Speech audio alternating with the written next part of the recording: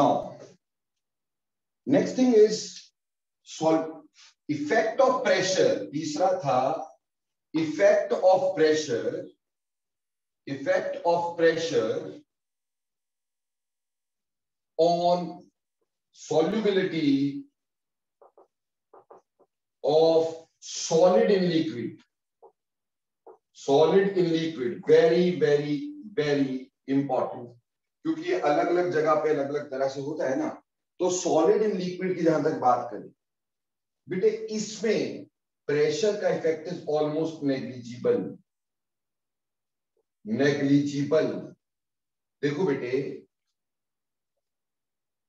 Solid की solubility पे pressure का इफेक्ट ऑलमोस्ट नेग्लिजिबल है.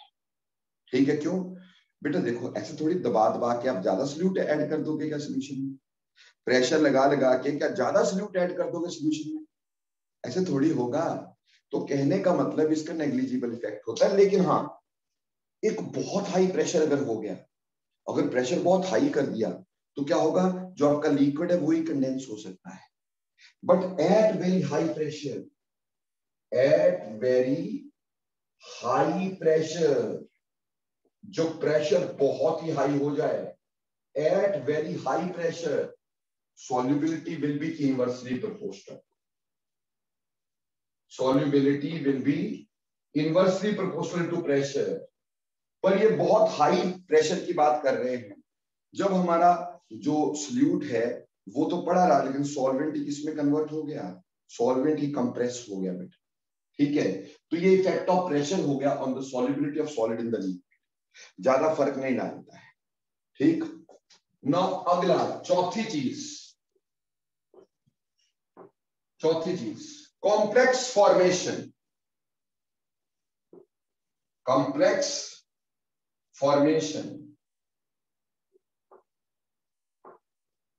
देखो, चौथी चीज है हमारे पास कॉम्प्लेक्स फॉर्मेशन. बेटा, कई चीजें डिसॉल्व ही इसलिए करती हैं कि वहां कॉम्प्लेक्स की फॉर्मेशन हो जाती है. मैनी चीजें डिसॉल्व ही सिर्फ इसलिए करती है कि वहां कॉम्प्लेक्स की फॉर्मेशन हो जाया करती है. ठीक. And because of that complex formation, ठीक, हमारे पास चीजें डिसॉल्व किया करती हैं. जैसे बेटा देखो, अगर हम डिस्कस करें HgI2, देखो बेटा, इसको वाटर में डालो तो भी ये डिसॉल्व नहीं करता. इसको बेटे अगर आप चाहो बेंजीन में डालो तो भी ये डिसॉल्व नहीं करता. मजे की बात है कि ये ना तो पोलर सॉल्वेंट में और ना तो नॉन पोलर सॉल्वेंट में, दोनों में ही डिसॉल्व नहीं हो रहा है. ना पोलर में और ना नॉन पोलर में डिसॉल्व ही नहीं हो रहा है. बट अब आपने क्या किया? आपने इसको डाल दिया KI में. बेटे, जैसे इसको KI में डालेंगे, it will form K2HgI4,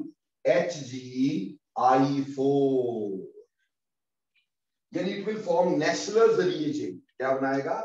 it will form Nessler's reagent. ये नेस्लर रिएजेंट बनाता है. ठीक. और इसमें डिसॉल्व हो जाता है. And because of the formation of this sort of complex, it will dissolve.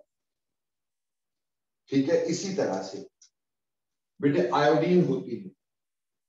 Iodine जो है, वैसे तो वो नॉन पोलर सॉल्वेंट में डिसॉल्व हो जाती है, बट अगर KI में भी डालें तो KI में भी डिसॉल्व होके बनाते KI3.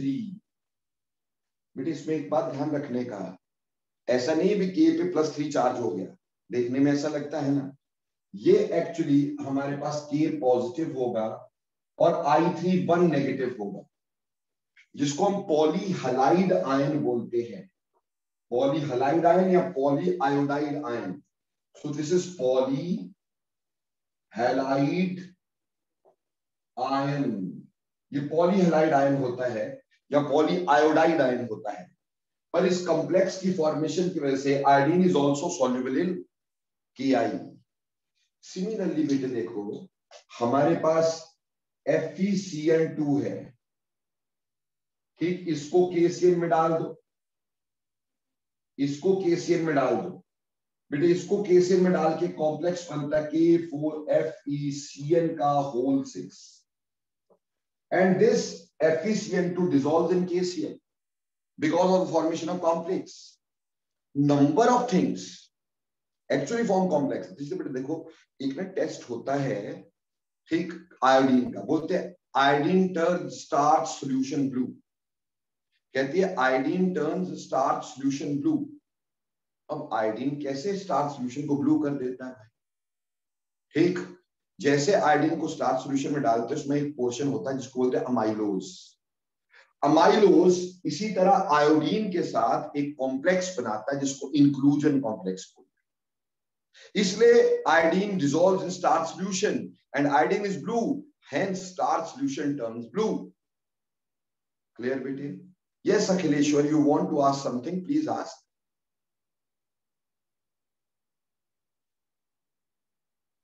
अखिलेश्वर आपका हाथ खड़ा है, बोलो बेटा क्या पूछना चाह रहे हो?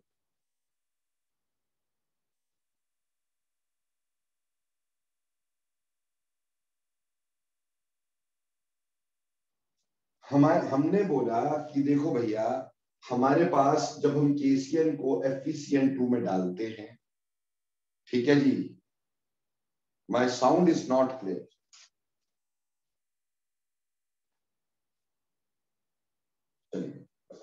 नाउ ये तो था बेटा कि हमारे पास सॉल्युबिलिटी पे कॉम्प्लेक्स फॉर्मेशन का क्या फर्क पड़ता है, तो कई चीजें डिसॉल्व ही इसलिए करती क्योंकि वो कॉम्प्लेक्स बना लेती है। नाउ नेक्स्ट बात हमारे पास आएगी बेटा हाइड्रोजन बॉन्डिंग। पांचवी बात है हमारे पास हाइड्रोजन बॉन्डिंग। हाइड्रोजन बॉन्डिंग, सी जब हम हाइड्रोजन बॉन्डिंग की बात करते हैं, ठीक, हाइड्रोजन बॉन्डिंग जो होती है वो क्या हमारे को शो करती है, हाइड्रोजन बॉन्डिंग जो है उससे कैसे हमारे पास फर्क पड़ता है। देखो बेटा हाइड्रोजन बॉन्डिंग कई चीजें वाटर में डिसॉल्व ही जब करती है जब उसमें हाइड्रोजन बॉन्ड बन जाता है। Number of things dissolve in water because उसमें हाइड्रोजन बॉन्ड बन जाते हैं।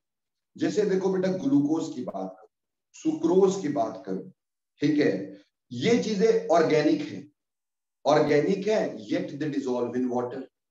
अब organic compounds generally they do not dissolve in water, but when we talk about sugar, when we talk about glucose, though they are organic yet they are soluble. Why? Because they can form hydrogen bonds. For example, if I take an example of glucose, glucose का example लेता हूं। Glucose का जो structure होता है, glucose का structure is like this, CHO,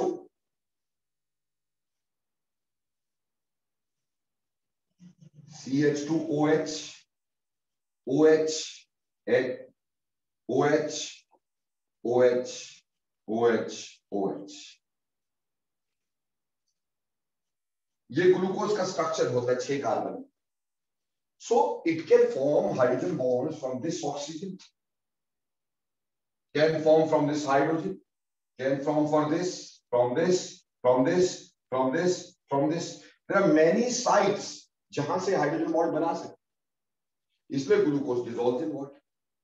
urea है, urea एक ऑर्गेनिक कंपाउंड है, लेकिन यूरिया होता है NH2CONH2, CONH2।